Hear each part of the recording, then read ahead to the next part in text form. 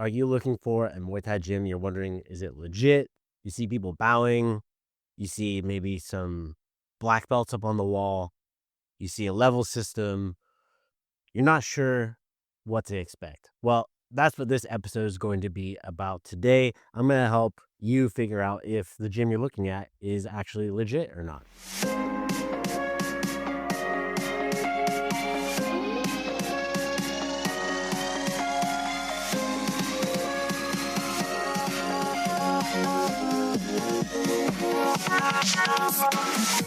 Episode of the Pu'u Muay Thai Podcast is brought to you by pmtlifestyle.com. Authentic Muay Thai lifestyle by Pu'u. Definitely go check out the website at pmtlifestyle.com for some awesome lifestyle merchandise. That's for those of you out there either involved in Muay Thai, looking at getting involved in Muay Thai, and embrace a healthier lifestyle to live the life of the Nak Muay. Go check it out. I want to talk about Black Room at Deep Studios. If you enjoy the content of this podcast, you will definitely enjoy the value that you get out of the Black Room and being a member of the Black Room. What it is it's a subscriber-based way to support the podcast. If you enjoy the podcast and want it to continue, I'm asking for your help. And in exchange, you're going to get an underground view of Muay Thai, American Muay Thai, as well as within Thailand. We have people who are now working on the ground in Thailand that are helping us get media, content, all that stuff. We're posting it there on Black Room, as well as behind the scenes footage of the podcast recordings when we're recording. After I stop recording for stuff that we broadcast, we put some subscriber based only content on there. So you're going to really get a lot of value out of that subscription. Okay. It's not just supporting the podcast. We also have podcast subscriber only merchandise that's coming out as well here in 2024. So you have to be a part of the Black Room in order to get access to that. So I'm asking you for your help on that, but I know that it's not so much of you helping me. It's going to be us giving you a ton of value that you're going to get and just enjoy it. And it's only $5 a month. All right. You can cancel it anytime. Every little bit counts. Please go join it. The link is down in the show notes. All right. Anyways, sit back and enjoy the show. So what do you cop? My name is Jonathan Pu'u. I'm the founder of Pu'u Muay Thai and the host of the Pu'u Muay Thai Podcast. I've been involved with Muay Thai for close to 2 decades now as a student, fighter, coach, gym owner, and a ring official. And over those years, I've seen a lot of different gyms. Some amazing ones and some not so amazing ones, as you can imagine. And the truth is, the legitimacy of Muay Thai gym usually isn't determined by how flashy it looks. It's determined by the culture, the knowledge, and how the art is being passed down. So one of the first things I look at is coaching lineage. Who taught the instructor? Where did they learn Muay Thai? Did they spend time learning from legitimate coaches, fighters at gyms? Did they go to Thailand and learn there for an extended period of time, not 2 weeks, not 10 days, but an extended period of time, making multiple trips maybe? Now, that doesn't mean someone who, that's doing this has to be Thai. But Muay Thai is a cultural martial art. It comes from Thailand. And the closer someone is to that source of knowledge, the more accurate what they're teaching tends to be.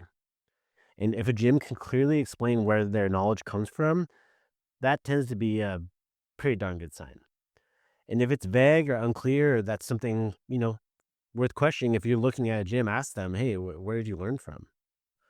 One thing worth mentioning here is that lineage in one martial art doesn't automatically translate to another. I've seen this time and time again. For example, someone being a Brazilian Jiu-Jitsu black belt, which is respectable in its own right, or a Taekwondo black belt, respectable in its own right, it doesn't mean they have lineage in Muay Thai. So if you see a Brazilian Jiu-Jitsu black belt teaching a Muay Thai program and had no formal Muay Thai training, what qualifies them to teach it, right?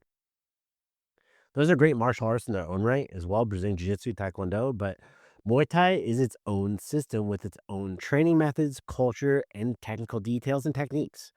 And sometimes you'll see gyms just market Muay Thai because it's a recognizable name, especially now, even if the instructor's background is primarily in a different martial art.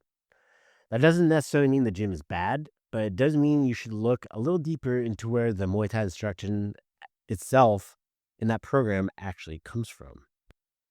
So one of the easiest ways to evaluate a gym is simply, and it's just showing up and go watch class. Ask if you can watch class. Look at how the instructor interacts with the students. Are they correcting technique? Are they explaining why something works? Or is everyone just hitting pads with no real instruction through the whole class? A legit Muay Thai class should include technical explanation, corrections, structure, and progression. If it feels like a fitness class where people are just sweating and punching pads, that's probably not authentic Muay Thai training. With that said, I want you to keep in mind which class you're viewing as well. Is it a beginner class? Is it an intermediate class, advanced class, heavy bag class for conditioning, sparring?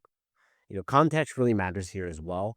More advanced students are going to be, depending on the class, might have less technical oversight from the instructor. So if you're watching a more advanced class, you might see them just kind of doing what we call freestyle pad work, right? And culture tells you a lot about a gym. In a good Muay Thai gym, you'll usually see, respect between students. You'll see this when you go observe the class as well. People helping newer students, a balance between intensity and safety. And Muay Thai can be tough training. Like that's normal. It's martial art, combative martial art, but it should never feel reckless. If sparring sessions look like people trying to knock each other out every day, might be a red flag. That's not the best culture. On the other hand, if nobody ever spars and like sparring is not allowed and everything feels like cardio kickboxing, that's also a red flag. Guys, if you are at a 9-round kickboxing gym or like I love kickboxing, wake up, okay? Legit Muay Thai gyms usually sit somewhere in the middle. There should be a strong emphasis on safety and control while also teaching a combative martial art, right? Not all programs are run the same either. You have to think about it comes from your lineage, how they're brought up, how they're taught, what the coach's philosophy is. But it's important to understand the difference between hard sparring cultures you often see in MMA or boxing versus what you typically see in Muay Thai. Muay Thai tends to be more playful, right? They're not sparring as hard all the time. Unless you're a very active competitor, they might do some more accelerated sparring, more intense sparring. But it shouldn't be like that for everyday people. If you're not trying to compete, you shouldn't be having to spar hard all the time. That's dumb, in my opinion. All right. Another way you can tell if the gym is legit is by looking at all the technical details. Are they teaching, proper stance? Are they teaching balance, timing, defense, some clinch work? Or is everything just focused only on punching and long combinations that start to look more or less like traditional martial arts katas? Katas are like the forms you see in like karate, taekwondo, right? You see these systems where they do these long punch kick combinations and put fancy names and numbers to them. I get it, I'm not hating on anybody, but Muay Thai is largely a response-based system, and pad holding should be developed in a way towards that as well. And while some simple combination practice is useful, a large part of developing a Muay Thai is understanding which weapons to use, which defenses to use, when to use them, and how to apply them effectively in real positions. This develops what we call ring IQ, right? Even if you're never going to go in the ring, you have to develop this. It's our fight IQ. Long combination work often loses that focus. They're kind of just going, right? You're not going to keep going. You're not going to want to finish with that kick if their leg's already raised up, right? You don't want to kick into their block, snap your leg. And this is why it's important to understand these differences between Muay Thai. It's very precise also. All right. So you want to get proper response development. And Muay Thai is known as the art of 8 limbs for a reason. It includes punches, kicks, knees, elbows, and clinch, right? It's important. You got to clinch. Coach Ryan would say, if there's no clinching, it's not Muay Thai. And a lot of the people would agree as well. If large parts of that are missing, it may not be complete Muay Thai instruction. Again, realize what class you're in too. Like at Pu'u Muay Thai, we don't clinch every single class. We have a curriculum we go through. We make sure we hit it, right? And one of the biggest signs of a legit Muay Thai gym is the community. Do students stick around for years? Do experienced students help beginners? Right? Does the gym feel like a team rather than just a place where people drop into for a workout? Not hating on places like that. A good Muay Thai gym tends to build strong communities because the training itself is challenging and people grow together there.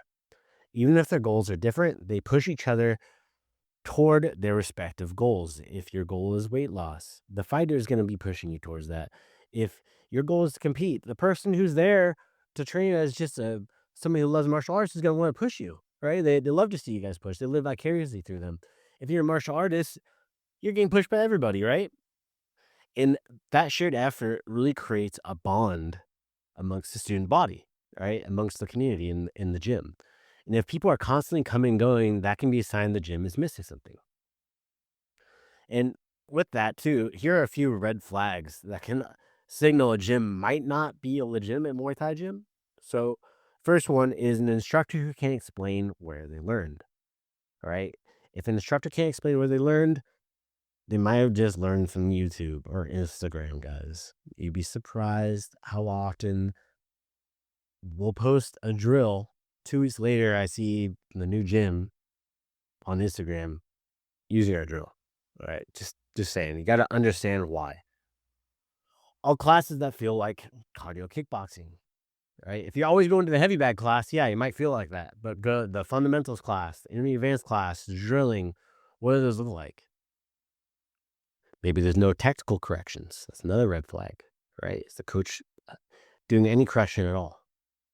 Not to be overcoached, but are they making correction? Is there no technical corrections, right? Are you keeping and you keep doing it too close? Like you're throwing your front kick too close. Is the coach correcting on that? Unsafe sparring culture, such as the lack of enforcement of proper safety equipment or power levels, right? I've seen places where they don't enforce them wearing mouthpieces and cups. Like, this is crazy to me, right? Or a heavy focus on marketing instead of training quality, especially if the marketing is just instructors beating up their beginner students. I wish I was joking. None of those automatically mean a gym is bad, but they're definitely worth paying attention to. Like, just because it has one of those things doesn't necessarily mean it's a bad gym, okay? Just things to be aware of and ask more questions. Finding the right Muay Thai gym can make a huge difference in your journey. A good gym will teach you the art properly, ensure that you'll be in it for years to come, and it will challenge you, and it will help you grow, not just as a practitioner, but as a person. And if you're lucky, it becomes something more than just a place to train. It becomes your community. They call it your third place, right? A good program should ultimately aim to help you become better than the instructors. This is huge for Muay Thai. That's one of the things that really separates Muay Thai from other martial arts. My goal as a coach, when I train people, is to make them better than me. That's my goal. All the coaches' goals at Pu'u Muay Thai are to make you better than them. Because if you rise, we all rise. It's simple as that, all right? But that's going to be it for today's episode. If you're training, I'm curious, what made you choose the Muay Thai gym you're at right now? And if you're looking for a gym, what questions do you have? Drop in the comments or call or text the podcast line at 805-456-3316. You can leave a voicemail or just shoot your text. And, if you're shooting a text, make sure you include your name too, so that way I can give you a shout out. And make sure you're subscribed to the Pu'u Muay Thai Podcast for more conversations about training, culture, and the deeper side of Muay Thai. And be sure to check out the website. We have some great new content that's coming up on there. We're revamping the whole thing. That said, I'll see you in the next episode. Sawadee Kap. All right, that's going to be it for today. Thank you so much for tuning in today to the Pu'u Muay Thai Podcast. If you enjoy the content, go leave a review over on Apple Podcasts and on Spotify. Give us a rating. It means the world to us. Also, if you want to be a guest on the Pu'u Muay Thai Podcast, or if you just want to shout out to your friend, go check us out at podcast.puumuaythai.com. You can submit to be able to be a guest on the podcast. You can submit what you want to talk about. Also, if you want to just give a shout out, there's a button for that too. Sawadee Kap.